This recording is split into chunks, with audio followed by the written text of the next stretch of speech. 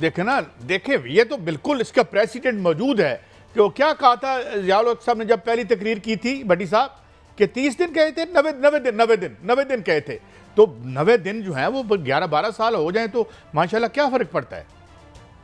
देखिए काजी साहब, गुजारिश है कि डिक्टेटरशिप जरूरी नहीं कि कोई जनरल लगाए, ये सिविल डिक्टेटरशिप ज्यादा खौफनाक है। ज़ियाउल हक मुझे बताए 3 महीने के लिए आए थे, पहली तकरीर निकाल ले। पंजाब और केपी में क्या कर रहे हैं? अब ये जो राना सनाउल्लाह कह रहे हैं कि हम 3 दिन पहले कर देंगे, भाई 15 साल से तसलसल चल रहा है जमहूरियत का, एक दिन भी जिन जो एस्टेब्लिशमेंट को आप बुरा कहते हो वो नहीं आई। तो आप अब भी कह रहे हो कि 2 दिन पहले करेंगे, 3 महीने और मिल जाएंगे सिर्फ कि 90 दिन के अंदर। आप तो 15 दिन में भी करा सकते हो। इलेक्शन कमीशन ने आज से साल पहले कहा था 6 महीने के अंदर अंदर हम पूरे मुल्क में इलेक्शन करा सकते हैं। इनकी नीचे फतूर है, क्योंकि ये इलेक्शन से पहले तमाम जमहूरी ओहदे बांट लेना चाहते हैं खानदानों में। प्राइम मिनिस्टर हाउस किसके नाम अगले 5 साल लगेगा, सदर हाउस किसके नाम लगेगा, कौन कौन सी वजारत किस किस में ब्रीफ केस मुबैना तौर पर बिकेगी। वजारत इतलात का रेट आजकल बहुत ज्यादा है मुबैना तौर पे। वजारत खजाना का खजाना तो आपको पता ही है, साग डॉलर कह रहा हूं मैं, माफी चाहता हूँ, चलो जो भी उनका नाम है, उन्होंने तो डॉलर वैसे ही ऊपर इतना ले गए हैं। तो काजी साहब, पाकिस्तान में जमहूरियत भी खतरे में है, 22 करोड़ अवाम का मुस्तकबिल भी खतरे में है। अदारों को अब बिल्कुल मैं एक इनसे टेक ले लूं, मैं थोड़ा सा इख्तलाफ कर रहा हूं भट्टी साहब से। भट्ट साहब, क्या कोई फर्क पड़ता है? देखें, जमीनों की रजिस्ट्री भी होती है, तो क्या कोई डेमोक्रेसी की भी रजिस्ट्री हो सकती है? काजी साहब, मुझे तो आज समझ नहीं आ रही। आप यहाँ तो आइन के मुताबिक आइन की रिट लगाते हैं कि आइन के मुताबिक ये नहीं हो रहा, इलेक्शन नहीं हुए। अब आइन ये कहता है कि अगर कौमी असेंबली जो है वो पहले तोड़ दी जाए तो 90 रोज मिल जाएंगे, वरना आपको 60 दिन मिलेंगे। अब ये आइन में लिखा है। राना सनाउल्लाह कहता है जी मैं 3 दिन पहले तोड़ूंगा तो मैं 90 डेज ले लूंगा। तो यार इसका इस्तेकाक है। नहीं, क्या बुराई? उन्होंने ये नहीं कहा, दोबारा सुना है।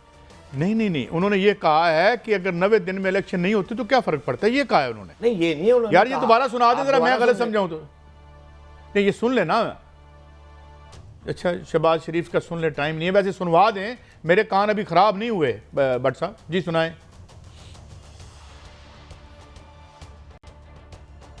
पाकिस्तान में अगर जाली अद्वियात अगर सिविल कोर्ट्स के जरिए खत्म नहीं हो सकती तो फिर हमें जाली अद्वियात के खात्मे के लिए आर्मी एक्ट लागू करना चाहिए। अच्छा भट्टी साहब, जाली अद्वियात, अब कल मैं अगर इस आर्गूमेंट को एक्सटेंड करूं और मैं कहूं कि यार पार्लिमान जो है उसमें आधे बंदे नहीं है, डिसफंक्शनल है, फिर काजी साहब आप अमेरिका भी रहे हैं, दुनिया में फिरे हैं, कोई मुल्क का डेमोक्रेसी वजीर आजम अगर ये लफ्ज कहे कि जाली दवाई नहीं आर्मी एक्ट में होना चाहिए, आप वजीर आजम पाकिस्तान हो, अगर जाली दवाइयों के लिए आपने मिलिट्री कोड बनानी है, रिश्वत लेने के लिए मिलिट्री कोड खात्मे के लिए बनानी है, नहरी निजाम, बिजली चोरी के लिए, पानी चोरी के लिए, और फिर किस मर्ज की दवा हो यार, फिर आए किस लिए? एक सवाल करने दें मुझे, मैंने भट्ट साहब से भी पूछना है। बेहतर करें एक सवाल यार, देखिए साहब, एक महकमा हेल्थ होता है, उसका अरबों रुपए बजट है, ड्रग इंस्पेक्टर होता है, और मियां साहब उधर मेरिट पे बंदे लगाओ, राइट मैन पर राइट जॉब। नहीं, लेकिन भट्टी साहब एक बात तो, रिश्वत ले रहे हैं जो आपकी इक़्तिदार में इलेक्शन लड़ने वालों को फंडिंग करते हैं मुबैना, उनको रोको, खुदा का वास्ता है। कल को तो ये कह देंगे ये बंदा बीमार हुआ, इसको गोली मार दो,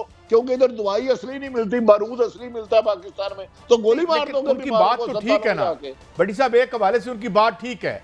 2014 से हमने प्रोग्राम शुरू किया कि ड्रग रेगुलेटरी अथॉरिटी में हाई कोर्ट के मुताबिक, इस्लामाबाद हाई कोर्ट के मुताबिक एक अहम ओहदे पे जाली डिग्री वाले साहब हैं। HEC ने कह दिया कि वो जाली डिग्री वाले हैं। कोई मजाल नहीं थी किसी की कि उनको हटा सके कोई, पता नहीं वो मौजूद हैं या रिटायर हो गए हैं या उन अपनी स्वीट विल पे तशरीफ ले गए हैं। तो इस एजेस के बाद जाहिर है इनका PM साहब का ये कहना तो बनता है, आप नाराज क्यों हो रहे हैं? ताज साहब, एक अफसर का रिकॉर्ड खराब है, मुबैना उस पर करप्शन है और साबित भी हो चुकी है। उसे पोस्टिंग देने की बजाय नौकरी से निकालना हुक्मरान वक्त का काम है, चाहे वो मिनिस्ट्री हेल्थ है, फिनांस मिनिस्ट्री है, निगरानियां वजारत उज़्मा का, मेरा आपका नहीं है। अगर आप ऐसे जाहिल लोग, करप्ट आदमी जो मुल्क दुश्मन है, जो जाली दवाइयां बेचने पे आप काबू नहीं पा सकते, जाली पानी बेचने पे आप काबू नहीं पा सकते, कब तोलने पे आप काबू नहीं पा सकते तो मुझे तो बता दे, वजारत उज़्मा की जिम्मेदारी है क्या? मुझे सिर्फ कादी साहब ये बता दे कि ये खानदान मैं का अभी प्रोटोकॉल आपसे लेना भट्ट साहब से पूछ के बताता हूं। पहले मैं भट्ट साहब को एक शॉट और सुनवा दूं। जिस विजन की सिपा सलार साहब ने बात की, असल हकीकत यह है कि ये इनकी सोच थी। इन्होंने मुझे मशवरा दिया कि शहबाज शरीफ साहब हमें इस तरफ आगे चलना चाहिए। तो अगर वो इस वक्त जनरोसिटी से काम ले रहे हैं तो मैं उनको शुक्रगुजार हूँ, लेकिन ये बात तय है कि हमें मिलकर हमें इस बहुत बड़े विजन को अमली जामा पहनाना है। इस बात में तो कोई बुरी बात नहीं है। देखिए काजी साहब, आपने बहुत अच्छी बैलेंस की गुफ्तगू अभी फरमाई है जो ज़राअत के हवाले से। ये असल में जो शॉट आपने चलवाया ना, ये कौमी सिक्योरिटी पर सेमिनार है जिसमें मेरे सिपा सलारे पाकिस्तान भी मौजूद। बिल्कुल ठीक। उनकी मौजूदगी में प्राइम मिनिस्टर ऑफ पाकिस्तान ने यह बात कही है कि अगर अदालतें जैली ज़रई अद्वियात ख़त्म नहीं कर सकती तो इसके लिए हमें आर्मी एक्ट को लागू करना पड़ेगा। सवाल यह है कि जब भी किसी को हम पकड़ने लगते हैं, वो ये बात अदालतों को कर रहे हैं। सवाल यह है कि वहां पर अदालतों से स्टे आ जाते हैं। मुल्क में आप देखें ना, सिर्फ सारा प्राइम मिनिस्टर ऑफ पाकिस्तान पे हुकूमत पे ना डालें। देखें जब बिल्कुल एक मिनट भाई, मैं बिल्कुल आपने ठीक कहा। मैं कभी एग्री करता हूं कि क्या करे बेचारा प्राइम मिनिस्टर कि जनाब इश्तारी पहले हलफ उठाएं और अदालत में रिलीफ मिल जाता है।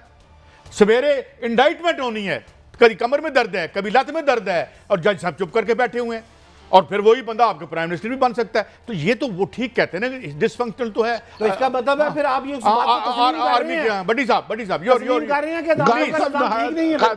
जी बड़ी साहब नहायत अदब एहतराम से, इस मुल्क में बदकिस्मती ये है, हम ज़हनी तौर पर गुलाम है। नहायत काबिल एहतराम है आर्मी चीफ, उनकी एक अपनी जिम्मेदारी है, उनकी एक्सपर्टी है जंग लड़ना। उनका काम मुल्क की इकॉनमी को चलाना नहीं है। आप इधर बैठे एक प्रोग्राम होस्ट कर रहे हैं, कैमरामैन का एक अलग रोल है, प्रोड्यूसर का एक अलग रोल है। खुदा के वास्ते ऐसे जिन्हें अपनी जिम्मेदारियों का पता भी नहीं और अदायगी करनी भी नहीं आती, उनको इन सीटों पे ना बनाए। और भाई उन पर बहुत जिम्मेदारी है फौज पर। अगर उन्होंने जैली मेडिसिन बनानी है, फिर कहोगे कौंसलर का इलेक्शन सही नहीं होता, उनको लड़ाओ। खुदा का वास्ता क्यों उदारों को डाल बना के चुप रहे हो?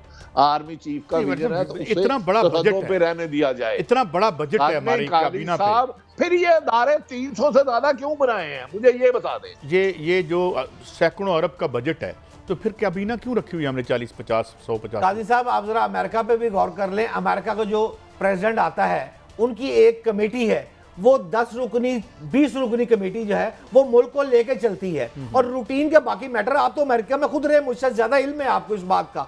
वो जो प्राइम मिनिस्टर और प्रेसिडेंट उनका अमेरिका है, वो उसको लुक आफ्टर कर रहा है चीजों को। यहां पर है कि यहां पर ग्लास टूट जाए, प्राइम मिनिस्टर ऑफ पाकिस्तान, अदलिया का नुक्स हो जाए, prime minister of Pakistan, journalist का सर फट गया, प्राइम मिनिस्टर ऑफ पाकिस्तान। हमारे तो किसकी जिम्मेदारी है? ये सबकी जिम्मेदारी है। मेरे ख्याल में जिसका सर फटा है सबसे ज्यादा उसकी जिम्मेदारी है। मेरे ख्याल में बड़ी साहब जो विक्टिम है उसे खुद अपना ख्याल रखना चाहिए। ये थरैंदा क्यों है? एक ब्रेक है, ब्रेक के बाद हम आदर बड़ी साहब ब्रेक है, यही बात है ना। हाँ जी, कल को ये वाला वज़ीर आज़म ये कानून ना कर दे, यार ये बंदा कत्ल हुआ है, इसकी मौत का वक्त मुकर्रर था, लिहाजा इसको दोबारा कत्ल किया जाए, और खुदा का वास्ता चलें भाई, एक व्यू है, हमारा आदमी की राय को मुकद्दम समझते हैं।